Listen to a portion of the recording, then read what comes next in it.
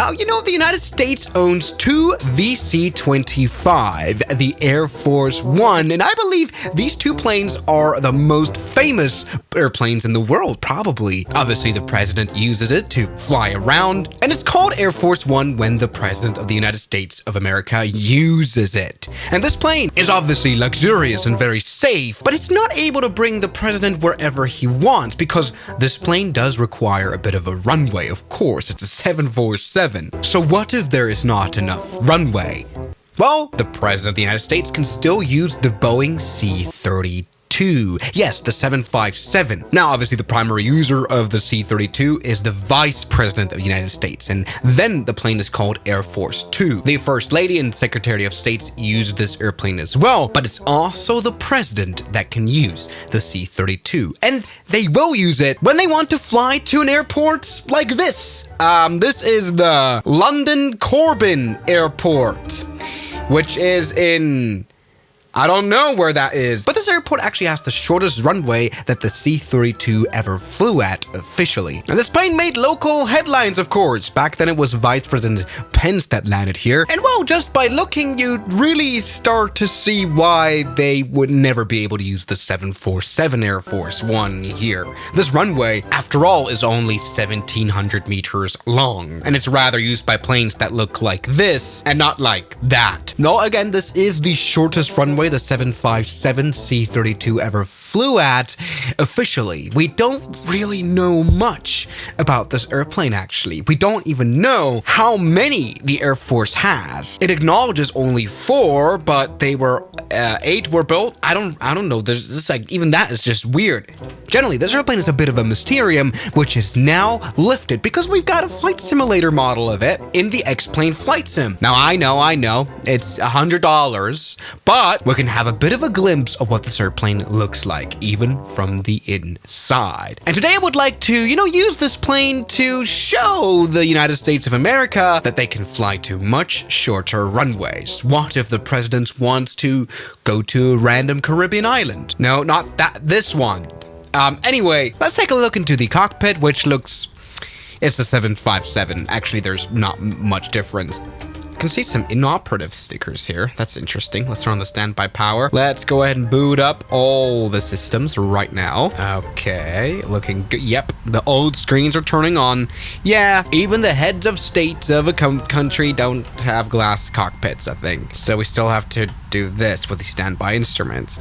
Okay, there we go. Turn on the no smoking signs. I'm sorry. But yes, let's indeed get into the cockpit, which we can't just do. Of course, we have to, here it is. Bit of a weird placement. We have to unlock the flight door this way. So let's see what it's like to be president. Okay, there we go. Now the door is open. For some reason, we only have a random bus.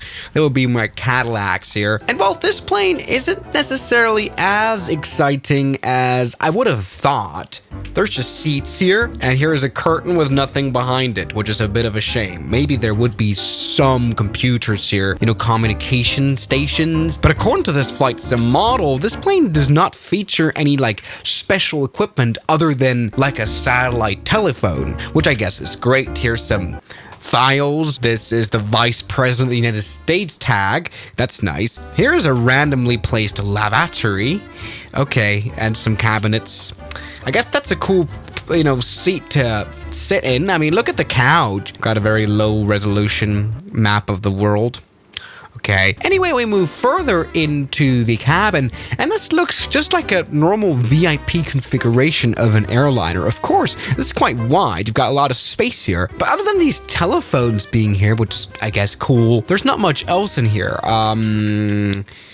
Just seats for whoever, and we also have some pictures that you would normally find in a dentist's office. More lavatories, no special things like a shower. Here's just some more seats right here, and even some economy class seats. I guess, you could fit some people, and a normal kitchen. There's not too many changes. Very different to the VC-25. Generally, the craziest thing about this airplane is maybe this cabin right here, which is nice and private, and this can actually fold out to bed, but once again, no shower. The real Air Force One has a shower. That is very important. Yeah, so this is not mind-blowing to me. But anyway, it's now about time that we get flying. So this airplane should be kind of ready to turn on, right? Let's turn on the fuel pumps right here. Very easy. And yep, the APU is coming in. And you can see that by the number 1 engine actually turning on, which is probably not very smart. Oh, we've got a lot of things connected still. Uh-oh. Okay, there we go. This thing should now turn on. Oh, yeah. And these are some powerful engines. I call the 757 the Ferrari of the sky. You know, pilots missed this plane, not because it was fancy and modern. No, look at the screen. But because of its immense power. Now, we've got a whole 53 people sat here. That's the maximum capacity of people. And that's good because we don't weigh a lot. This plane is quite light. So we can do some crazy testing with this airplane. Look at it, these engines giving full power. Oh, look at that. Let's go and put the flaps out to 15 degrees. Look at the acceleration. Pretty crazy right there, right? And what's so beautiful about the 757 is the dorkily big winglets. And by the way, we can definitely take off now. That was a tail strike, something that is quite realistic, because I found an article about the C-32 which had a tail strike in Jordan. Okay, and the tail strike cost $2.5 million, which is pretty expensive even for a tail strike, but that's fine. Let's go, let's go. What a nice takeoff. This airplane can kind of vertically take off. It's absolutely insane, its capabilities. And so we shall use it to show America that the president can go anywhere. Where should we go? Well, let's imagine the president wants to come to London. And, you know, it's a bit of a pain in the ass to have a motorcade all the way from London Heathrow to the city. A trip that can easily take a few hours in rush hour traffic. So let's go to London City Airport. Great idea. All right, so London City it is. Now, what is special about this airport is, of course, the descent path you have to take. It's a very, very steep approach into this airport, but nothing the 757 shouldn't be able to handle, honestly. Look at this. This is all good. Okay, a bit steep for the president, no problem. It will be a little bit of a hard landing. We're coming in a bit fast as well, but I don't think we will struggle at all to stop. There we go. 3, 2, 1. Okay, that was a little bit hard. I apologize. But let's go ahead and put the reverse thrust out like that. And boom, we're able to stop so quickly despite our, a little bit fast landing. We've got clapping in the background by the president. Did you hear that? That we can just use the first exit. I think we're going somewhere. I think we're going to an island. Now, this is Santa Catalina Island Airport. It's got a 1,000-meter long runway. You would say, oh, that would be stupid to fly to, but not in case of the Air Force 2 at all. So look, even here we're approaching a little bit of a higher speed. It really doesn't matter. Shh, you're good. You're good. You're fine. Look at this. This is absolutely no trouble. Okay, a little bit of a hard landing. Let's go ahead and, put full reverse thrust. Look at this, ladies and gentlemen. Absolutely no trouble yet again. We didn't even use much of the runway at all. It's absolutely incredible. Oh, now look at this beautiful landing gear right here. And also, look, hold on. All fine, all good. Yep, this airplane is a bit of a Ferrari in terms of how, look how speedy it is. And you can just do stuff. All right, let's land. Down here is, of course, the notorious St. Bartholomew Island Airport, which I guess could be a bit of an interesting challenge, maybe. All right. Let's do a little bit of a hard touchdown. No problem about that. So, oh yeah. Okay, there we go. Reverse thrust full.